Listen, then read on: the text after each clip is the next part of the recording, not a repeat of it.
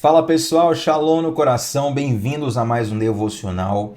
Muito obrigado por sua presença aqui. Eu te convido a se inscrever no canal, que é muito importante, e também a ativar o sininho das notificações. Estava até olhando as métricas aqui do canal e eu percebi que o nosso canal tem uma quantidade acima da média de pessoas que ativaram o sininho das notificações. Isso é muito normal, porque nós estamos começando agora o canal, tem poucas pessoas ainda, se comparado a grandes canais. Mas ainda tem muita gente que não ativou o sininho das notificações. Faz isso. Ao lado do botão inscreva-se, tem o desenho de um sininho, clica lá e ativa a opção todas, porque aí sempre que tiver transmissão, o YouTube te avisa automaticamente no celular e você não perde nada. Te convido também a deixar um like nesse vídeo, o like é muito importante para que essa transmissão chegue para mais pessoas ainda. E eu quero te fazer um pedido especial. Te faço uma pergunta. De onde você está falando? De onde você está nos assistindo nesse momento? Eu estou falando aqui diretamente de Salvador, Bahia, e pelo que eu me lembre vagamente, eu acredito que os lugares mais distantes que tenha pessoas assistindo aqui frequentemente seja o estado do Amazonas e o estado do Rio Grande do Sul. Né? Pode ter até alguém de fora do país, mas eu não me recordo. Pelo menos eu não percebi aqui se tem alguém de fora do país assistindo. Mas eu tenho essa curiosidade de saber aonde essa transmissão está chegando. Então, se você está no chat agora, eu te peço, fecha o chat 10 segundinhos e coloca nos comentários, tá? Nos comentários do vídeo, coloca aí de onde você está falando para eu ver até onde essa transmissão está chegando no presente momento, tá bom? Gente, 1 Samuel 17 é o nosso texto de hoje e 1 Samuel 17 tem 58 versículos.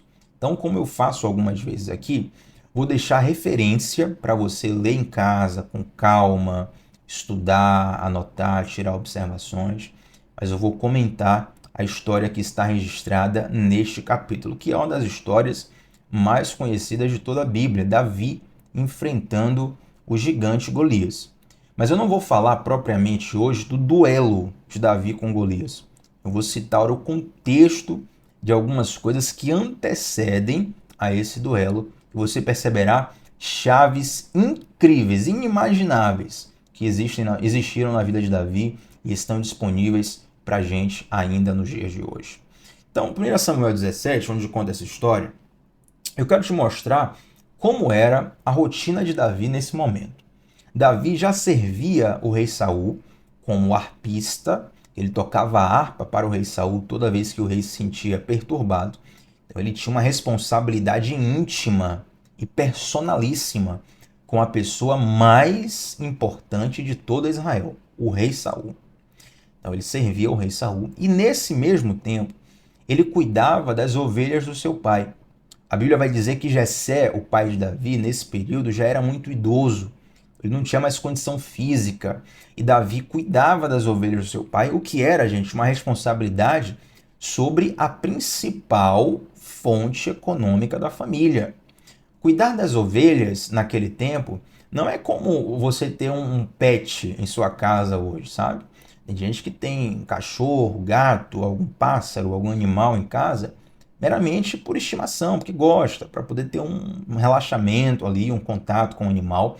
Mas cuidar das ovelhas era ser responsável pela principal e muitas vezes a única fonte econômica de toda a família. Então note que a rotina de Davi era uma rotina, além de pesada, além de intensa, era uma rotina de grande responsabilidade. E no meio de tudo isso está acontecendo então uma guerra entre Israel e os filisteus, os povos filisteus.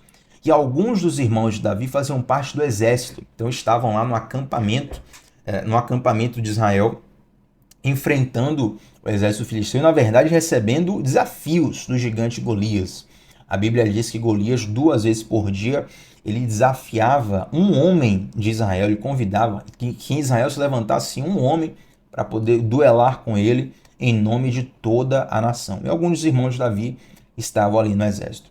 Então o pai de Davi, ele já idoso, pede para que Davi, logo bem cedo, olha só, Davi tinha 2 empregos, gente. Quem lembra aí do Július, né? Aquele personagem do Todo Mundo Odeia o Chris. quando a Rochelle, esposa dele, falava assim: eu não preciso trabalhar, meu marido tem 2 empregos. E a rotina do Júlio era absolutamente intensa, pesada, ele não tinha tempo para mais nada. Davi tinha 2 empregos. E aí o pai de Davi fala assim: Davi, acorda bem cedo amanhã e vai lá levar comida para os seus irmãos e depois você volta me trazendo informações de como eles estão. Me digam se eles estão bem, ou se eles estão mal, se eles estão feridos, enfim, me traga informações, me atualize. E aí Davi acorda bem cedo e vai servir aos seus irmãos. Agora, vamos pensar numa coisa aqui, gente. A função de Davi como arpista de Saul era uma função personalíssima. Nós falamos disso já aqui essa semana, né? Que Davi foi escolhido a dedo, com características específicas, para poder ser o arpista particular do rei Saul. A função de cuidar das ovelhas era uma função de grandíssima responsabilidade. A pessoa tem que saber cuidar de ovelhas, tem que ter um talento, um preparo para aquilo, uma expertise para aquilo, know-how, né, por assim dizer. Tanta palavra bonita, enfim. Mas servir marmita é uma coisa que qualquer um pode fazer. Então Davi podia chegar para o pai dele e falar assim: ô pai, eu tô cansado aqui, tem um monte de responsabilidade, um monte de coisa para fazer. Não dá, entendeu? Manda outra pessoa no meu lugar. E muitas vezes, olha que detalhe, gente. Temos que pegar isso aqui. Muitas vezes o nosso Pai Celestial, ele nos pede para servir os nossos irmãos e nós não percebemos um detalhe. É o fato de Davi ir servir marmitas para os seus irmãos que o coloca no cenário da maior história da vida dele. E a história que muda a vida dele para sempre. Tem gente que não conhece Davi em mais nada, apenas na história em que ele enfrenta Golias. E é uma história utilizada para zilhões de lições em qualquer área da nossa vida. Então, tudo isso só foi possível porque Davi obedeceu ao pai e serviu aos seus irmãos. Observe, tem coisas que o nosso Pai Celestial vai nos pedir que nos parece irrelevante e muitas vezes vai ser desgastante para nós. Mas são esses pequenos detalhes, esses pequenos gestos de obediência que abrem grandes portas na nossa vida. Lá no Novo Testamento, existe uma passagem onde, quando chegarmos lá na glória, chegarmos diante de Deus, né, Deus vai dizer assim: ó, quando você servir a um desses pequeninos, você estará me servindo. Quando você der comida para um faminto, você vai estar dando comida para mim, diz o Senhor. Quando você der roupa a alguém que está necessitado, você vai estar dando roupa para mim. Então, quando nós servimos aos nossos irmãos é o nosso próximo, a pessoa que está próxima a nós. Quando nós servimos as pessoas, nós abrimos grandes portas espirituais inimagináveis. Eu vou trazer aqui, gente, um exemplo bem prático para nós imaginarmos, tá? Imagina que você aí é um dono de um restaurante simples e de repente Neymar vem comer no seu restaurante. Você já imaginou você servir uma comida gostosa para o Neymar e ele gostar tanto que ele posta no Instagram dele, posta a foto lá: gente, estou aqui no restaurante tal, melhor comida que eu comi na vida, e marca o teu restaurante lá no Instagram. O que vai acontecer? Vai mudar a história do teu negócio. Vai bombar de clientes, vai bombar na rede social, vai vir muita demanda, muito dinheiro para sua conta, vai ser muito bom para ti. Porque um simples gesto de fazer uma boa comida e servir alguém com excelência. Eu estou trazendo um exemplo, tá? Poderia citar milhões, mas nós precisamos entender que quando servimos aos nossos irmãos, isso abre portas espirituais para nós. Tudo que nós plantamos, nós escolhemos. Se você planta bondade, se você planta serviço, lá na frente, alguém vai te abençoar, alguém vai te ajudar muito mais por um pequeno gesto que você fez. Ah, Thiago, mas se eu fizer isso, se eu fizer um gesto de bondade pensando nisso, eu não vou estar sendo ganancioso? Meu irmão, se você fosse bonzinho, eu não precisava estar te falando isso aqui, entendeu? Eu estou apelando mesmo pro teu ego, para você minimamente entender como funciona o mundo espiritual e perceber que quando você abençoa alguém, você não está perdendo, você está ganhando. A Bíblia fala que é melhor dar do que receber. Nós precisamos ter esse entendimento. Segunda coisa, o que Deus nos pede, muitas vezes, gera um desgaste físico, mas traz um renovo espiritual. Gente, eu sinto isso profundamente todas as semanas. Eu tenho o privilégio de Deus de ministrar música, administrar a palavra, seja na minha igreja local, seja em outras igrejas, seja em outros cenários que não seja igreja também. E muitas vezes a correria é isso, né? Eu termino uma pregação ali, eu termino um turno de música esgotado fisicamente. Até mentalmente também, porque exige muito, né? Mas no meu espírito, eu tô mais renovado e mais leve do que antes de fazer aquilo, sabia? Tô renovado por quê? Porque eu estou com a sensação, uma convicção de que eu estou fazendo algo relevante, de que eu estou no caminho certo, de que eu estou gastando a minha vida na coisa certa. Mas essa sensação, para você sentir ela, não é necessário, você não precisa necessariamente ser um cantor de igreja, cantar uma música gospel aqui, não. Não precisa pregar com o microfone na mão, não é isso. Para ter essa sensação de que está fazendo a coisa certa, basta que você seja fiel aos princípios de Deus. Se você recebe uma proposta de corrupção, um caixa 2, esse exemplo é maravilhoso, sempre eu utilizo ele, né? O mesmo exemplo sempre. Aí, por exemplo, um caixa 2, Thiago, um esquema aqui, um esquema. Você vai ganhar um caixa 2 aqui, rapaz, vai mudar a história da sua vida. Você vai ganhar muito dinheiro. Mas quando você sabe que aquilo vai ser legal pro teu bolso, mas a tua alma, você não vai dormir em paz com aquilo, sabe? Não, Thiago, mas todo mundo, Brasil, todo mundo rouba. A direita rouba, a esquerda rouba, o político tal rouba, o fulano de tal rouba, fulano no meu trabalho rouba. Eu vou ser só mais um, ninguém nem vai sentir mais falta. Meu amigo, o teu sim para Deus, ele vai te dar um nível de paz e regozijo que nada no mundo pode substituir. Nada no mundo pode substituir. Então, Tiago, como que eu faço para ter essa sensação? Simples. Seja fiel e obediente a Deus em todas as áreas da sua vida. Assim como Davi foi fiel ao seu pai e serviu aos seus irmãos, quando nós somos fiéis a Deus e abençoamos pessoas que estão ao nosso redor, isso aqui é a chave de um sono tranquilo todos os dias. É claro, tem pessoas que podem ter insônia por uma outra razão, fisiológica, emocional. Não estou eliminando isso aqui, tá, gente? Mas eu falo de paz de alma, ter tranquilidade na alma, ter leveza, ser renovado na alma. Então, quando você faz o bem, isso renova a sua alma. E principalmente, precisamos entender que obedecer a Deus nas coisas simples nos abre grandes portas que transformam a nossa vida. Mas aí Davi chega lá, ele vê aquele cenário onde Golias está afrontando o povo de Israel e ele fica indignado, ele quer se candidatar a enfrentar o gigante Golias.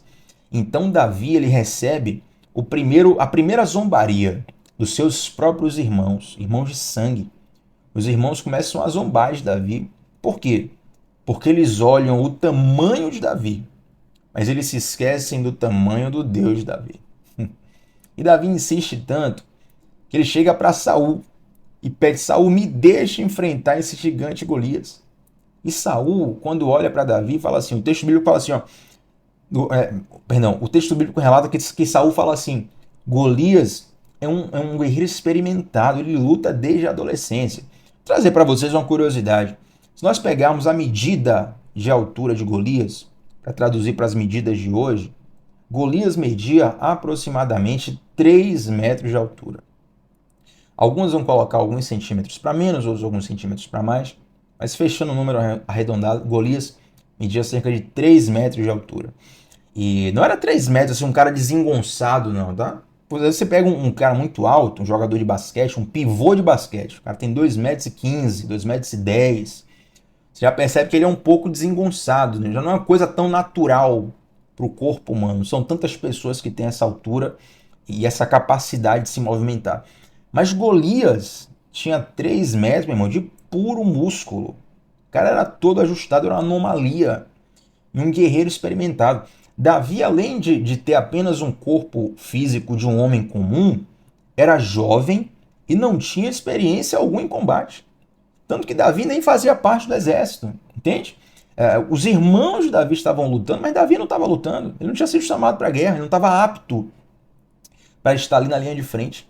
Então Saul olha para Davi e fala: Davi, você não vai conseguir. Por quê?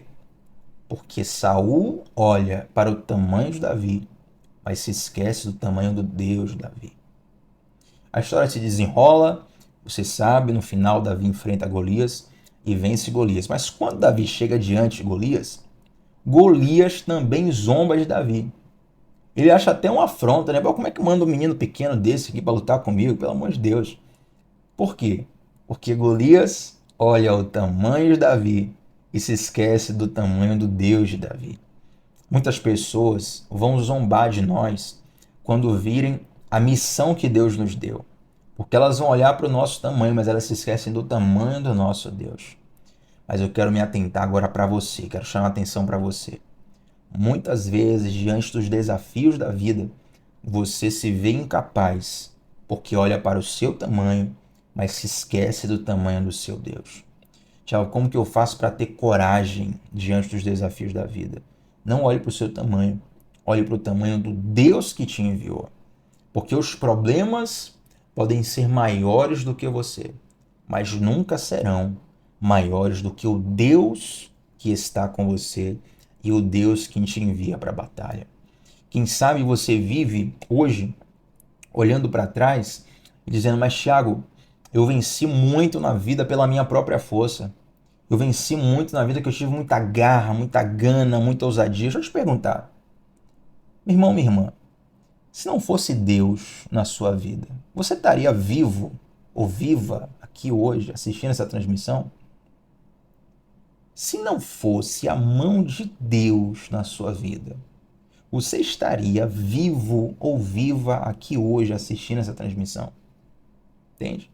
Então tem pessoas que vão para o extremo, né? Não, que eu posso tudo porque eu consegui tudo. Não, é Deus na sua vida. Você não pode perder essa noção. Nunca perca a noção de que as batalhas que você venceu é porque Deus permitiu que você vencesse. Tiago, mas eu não sou cristão e venci mesmo assim. Meu irmão, é permissão de Deus. A Bíblia conta a história de um general sírio chamado Naamã, ele é leproso, e a Bíblia começa relatando a história dele. Um general sírio, ou seja, um povo pagão, e fala assim, o Senhor, ele era um grande general porque o Senhor lhe deu vitória nas batalhas. Quando Nabucodonosor invade Jerusalém, leva Daniel, Sadraque, Mesaque, Abednego, a Bíblia fala que o Senhor permitiu ao rei Nabucodonosor que ele tivesse essa vitória militar. Todas as vitórias que você teve em sua vida foi porque Deus permitiu. Já tem pessoas que vão para o outro extremo, de dizerem, eu não sou capaz, eu não sou capaz, eu não sou capaz, mas não no reconhecimento de humildade, e sim numa paralisia. Pessoas que travam porque acham que não vão conseguir. Meu irmão, minha irmã, se Deus te enviou, pode ter um gigante Golias na sua frente, que com certeza o Senhor vai lhe dar a vitória. Eu quero te posicionar nessa manhã numa posição de equilíbrio, num lugar de equilíbrio, onde nem o teu ego está inflado e nem as crenças paralisantes te comandam. Você habita num lugar de dependência, porque é isso que Davi faz. Ele chega diante dos seus irmãos, recebe zombaria. Chega diante de Saul, recebe zombaria. Chega diante de Golias, recebe zombaria. Por quê? Porque os irmãos de Davi, o rei Saul, o gigante Golias, olharam para o tamanho de Davi e se esqueceram do tamanho do Deus de Davi. E muitas vezes nós travamos porque olhamos para nós mesmos e nos esquecemos do tamanho do nosso Deus. Mas eu estou aqui para te lembrar que o nosso Deus é maior do que qualquer gigante que você enfrentar. Amém? Glória a Deus! O tempo já urge aqui, a gente podia falar mais uns 20 minutos, mas eu quero permanecer sendo dinâmico sempre aqui nos devocionais e eu quero orar por ti nesse momento. Pai de amor, muito obrigado por essa palavra, muito obrigado por essas lições. Eu oro a Deus para que o Senhor possa nos posicionar numa situação de dependência, colocar o nosso coração no lugar de dependência, onde caminhamos debaixo da sua provisão. Não queremos ter o ego inflado, achando que por nossa própria força iremos vencer. E também não queremos ser reféns de crenças paralisantes e vozes que dizem que nós não vamos conseguir. Nós queremos colocar toda a nossa confiança em Ti, o nosso Deus, que é maior do que qualquer gigante. Senhor, nos ensina e nos dá humildade para servirmos pessoas, servirmos o nosso próximo, sermos obedientes ao nosso Pai Celestial, a Ti, mesmo nos pequenos detalhes, sabendo que isso nos abre portas grandiosas. Nos ajuda a discernir isso, Pai, em nome de Jesus. Amém. Gente, que o Senhor vos abençoe poderosamente. Deixa um like nesse vídeo, não se esqueça disso e comenta aqui como essa palavra falou contigo. Se puder e quiser, grava um bumerangue, eu tiro um print, coloca lá no Instagram, compartilha, @tbatista8, que eu vou dar compartilhar nos seus stories também, tá bom? Deus abençoe cada um de vocês, gente. Até a próxima. Shalom no coração. Tchau, tchau.